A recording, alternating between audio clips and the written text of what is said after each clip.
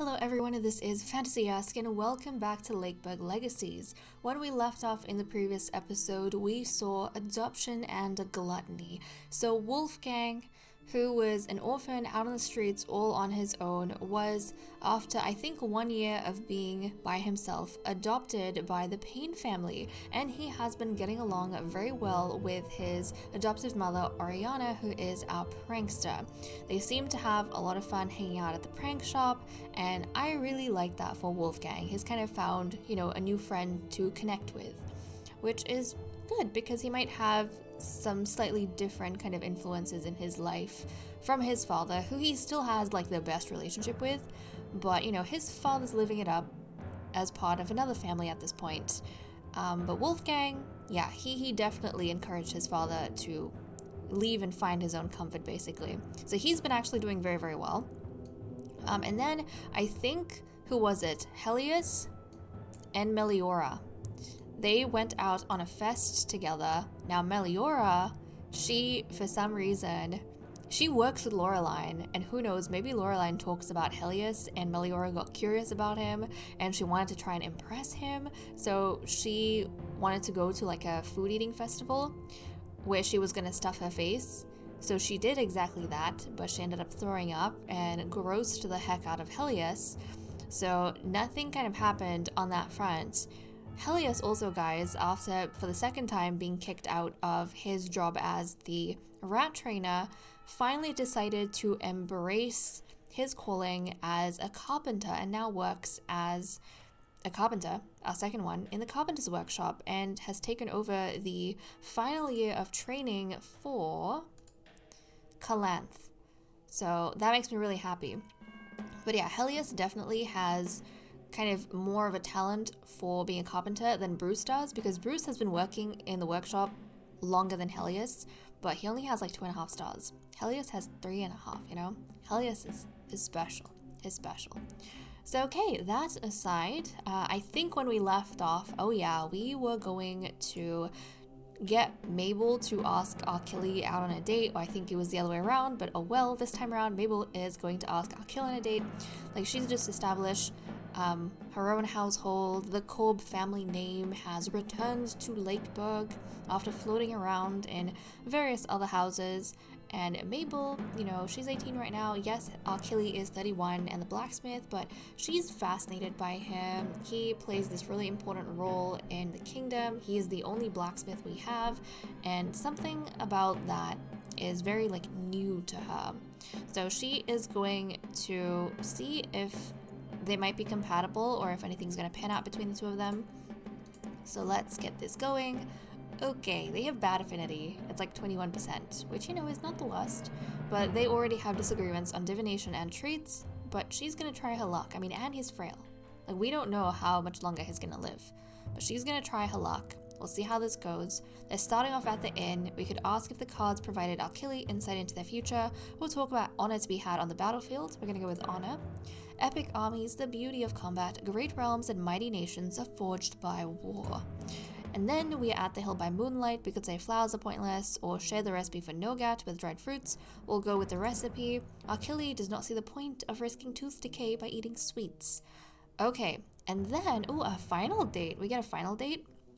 Let's see. We could criticize anything involving rhythm, or say, what if we abolish the death penalty? We'll go with the death penalty. Public executions are barbaric and go events. Achille agrees with Mabel wholeheartedly. Okay, so even though they have bad affinity, they are infatuated with each other, so this marriage might be a decent one. So we'll see how that goes. It's kind of crazy that Achilles' eyes are so small and Mabel's eyes are so big. They're huge. They're like bug eyes, They're completely buggy. But yeah, they're gonna get married. And Mabel, I kind of have the feeling that, if anything, I don't know if we looked at her personality much, she's got a terrible personality. She is shy, lazy, and greedy, and has clubfoot. So really, she's practically an alien. But oh my goodness. Her being shy, I can totally see her maybe being nervous around maybe people her own age, and Achille, he, does he have a lot of friendships actually? No, he doesn't have any friendships, so he's a bit of a loner. He's like humble, his devout ascetic, so I can kind of see how he would be approachable to Mabel. And since she knows, she's kind of doing him a favor by, you know, inviting him to the Colt family, giving him a roof over his head, she might feel more comfortable with that kind of bit of leverage. But also, she's unemployed, so she probably likes the fact that he works. And, you know, she's greedy. She wants the income that he brings in. So, good on you, Mabel. I'm curious, do you guys... Hold on a second. Well, they do want a child. They have a 10% chance, which is not that bad. It's not that bad. So, okay, that's what we have for them. And I think we'll kind of let time go by. Yeah, we'll let time go by. We are waiting on a few of the youngsters to age up. So, we'll see how that goes. Okay, oh, there we go. There we go. Hold on a second. We just had Wolfgang and Calanth age up, guys. I'm gonna... Should I let time go by maybe a little bit more? Okay, you know what? Hold on. Let's see. Nathan and Eloise are feeling joyful. That's no surprise. These two spend a lot of time together, our two colleagues. But guys, Wolfgang and Calanth are now 18 years old. That means Calanth is going to establish her own house. So the Winterbourne family, she's going to stay in the 2nd district with the Coldwells, the Paynes, and with the Clarks. So Calanth, come on here. Come on here. So we have the Winterbourne family. She's living in a different district to her parents, which is fine. But I want to see. So with Wolfgang, this whole time, like as a child, he and Calanth had very different trajectories. Like, he had lofty aspirations and he never settled for anything less. He never changed his mind on getting a mentor. Meanwhile, Calanth always had a different attitude. She preferred being realistic. She, as soon as she could, started apprenticing at the sewing workshop. When that didn't work out and her mentor died, she moved to the carpenter's workshop. There was a brief period where she didn't have a mentor, but then, you know, the new carpenter came in and she finished her final year.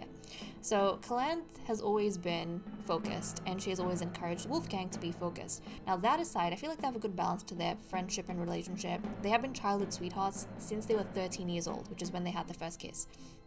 So they're 18 now. They're 18. And I'm kind of curious to see if anything's changed in terms of their career. So Wolfgang, nope, he has not changed. He's still very kind of idealistic. Calanth, meanwhile, wants to be a seamstress or a carpenter, but a seamstress is kind of her ideal. So she is going to work in the sewing workshop. Wonderful. So Calanth, our lovely Calanth, now works over here, and the ambience is good. Okay, we don't know which side, if she's gonna improve the situation here or if she's gonna be salty and not so nice. We don't particularly know just yet. So yeah, she's the daughter of Christoph and Manon. So her mother's a lumberjack, her father is a mason. Okay, so at least she's gonna be earning in the family. But guys, this also means that Wolfgang and Calanth, you know what, they are childhood sweethearts. Everyone in the village kind of knows that they have a thing for each other, and I think their families have always expected them to end up each other.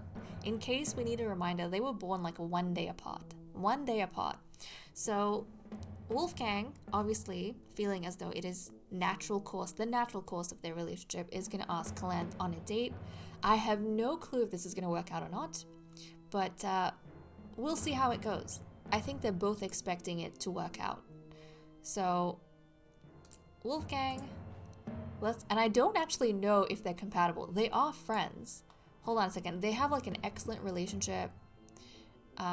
They're really close to each other. They have a romantic relationship. It's at 78%. Like, I don't know. But let's take a look. Oh, I love this. They have excellent affinity. Oh my goodness, this is amazing. 78%. Yeah, they've got excellent affinity. They have a disagreement about fishing, but they do agree on public executions and cuddles. Okay, and now in terms of his personality, hold on, I don't know if we took a look at this, but he is proud, ascetic, and lazy. She, meanwhile, is a glutton, romantic, and lazy, so they both kind of relate with their laziness. She's of the artisan class by birth, probably, and he is of... I wonder, can the apprentices change their like class based on where they apprentice? I'm not entirely sure. Regardless, she's an artisan, he's a peasant. Let's see how this goes. I love that. This is the first time we've ever had someone with a romantic history ask each other out on a date. And apparently, because they had the first kiss relationship, a date with her will start off with a certain level of love. Oh, which is so cool. I've never seen this before. I'm excited. Okay, Wolfgang. So they for sure will get married. I love that. Because they already have romantic history, the fact that he asked her on a date means that for sure they will get married. I love that. And it totally makes sense. They've known this since childhood, that they were headed in this direction. Ah, these guys. So let's see, they're starting off at the boat ride by the lake. We can talk about the benefits of meditation, or say that there's too many fishermen on the lake. We'll go with too many fishermen. It's almost impossible to swim without being pierced by discarded hooks. These pesky fishermen should think of other lake users. Okay, and then we're gonna go to the inn. We could say no cuddles before the third date, or denigrate Lakeburg's baker. We'll denigrate the baker. Kalan thought about inviting Wolfgang to share some delicious gingerbread. Never mind, it's his loss. And the final date, at the hill by moonlight, we could say everyone knows that big muscles imply a small brain, or we could make fun of people who are interested in fashion. We'll go for that. Kalan thinks you can judge a book by its cover. Bah, let's change the subject. But they are infatuated. They are infatuated, guys. It's a match. They're infatuated. And also, I remember in the very, I think, first episode we did, I was telling you guys that the love meter, like when they get married, it can never be, like, you can't get to the wedding screen with 4. But I am now realizing that is not the case. If they're people, like 2 people who don't have any history with each other, the max they will have is 3 on the love meter, so they can only be in love with each other. But for example, if you have someone like Wolfgang and Kalant who already have a romantic history and they are successful in all 3 of their dates, so they don't have like they're not heartbroken or anything like that, just a clean slate, but they have romantic interest, and you get all 3 dates right, then you can get your 4 on the love meter. They can be madly in love, because when we started the date with Wolfgang and Kalant, they already had like 1. They already had the one on the love meter from their history, and then we got 1 more on the love meter. We got a 2 because we got one of the dates right. So if we had gotten all 3 dates right, they would have been like madly in love. The love meter would have been full. How interesting is that? But okay, they're getting married, they're infatuated, which, makes sense with their story, so I do like that. I mean, they're young at this point, everything's kind of going perfectly, and what are their chances of having a kid? Because I want to know that. They definitely want a child. They have a 10% chance, but that would be perfect. I really hope they do, and I hope this relationship lasts a long, long time. I hope they're always with each other, because that plot line, I'm all for it. I love that plot line. They lost love, but I'm assuming that's because they just are now married and got together. They're infatuated. I'll interpret that as them losing their childhood love, and it's become something a little bit more mature. Okay, let's keep going. Let's keep going, guys. Josephine just passed away, one of our farmers. Oh no, Josephine Kipling, and now we only have, my goodness. Guys, we only have Dora.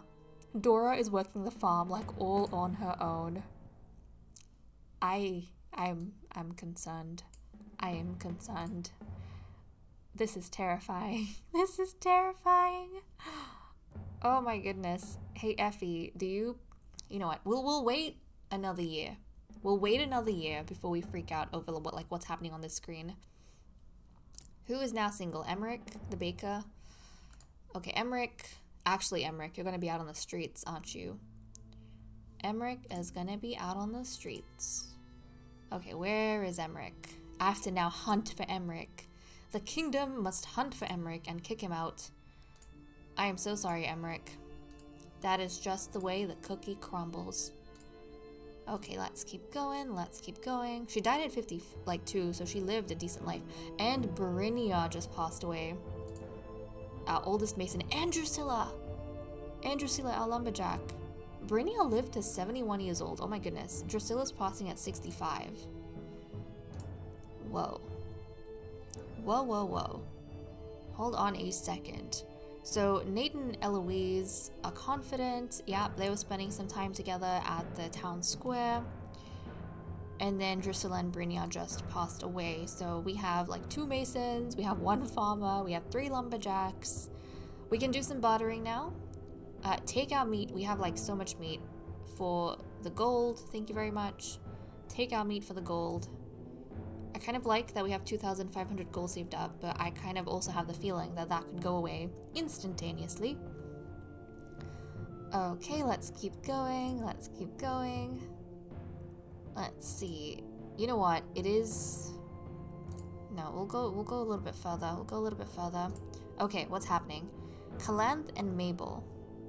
Calanth, who recently has just become a seamster, and Mabel, who is close in age to her. They met, made a good impression, might become friends, which is kind of nice. I do like that. And then, what else do we have? That is all. We can recruit now, and we have potentially some couples that we might be able to work with. Okay. Hold on a second. Hold on a second. Someone is going... We have more homeless people, guys. We have more... Okay, Eldrick and little Astrid, who's 6 years old. They're just about to lose their home. Who else do we have? We need to go through. We need to check. The kingdom must have regular checks, guys. We must have regular checks. Okay, well, we potentially have some couples that can be made. Marie, who is 72. Oh my goodness, Marie's 72.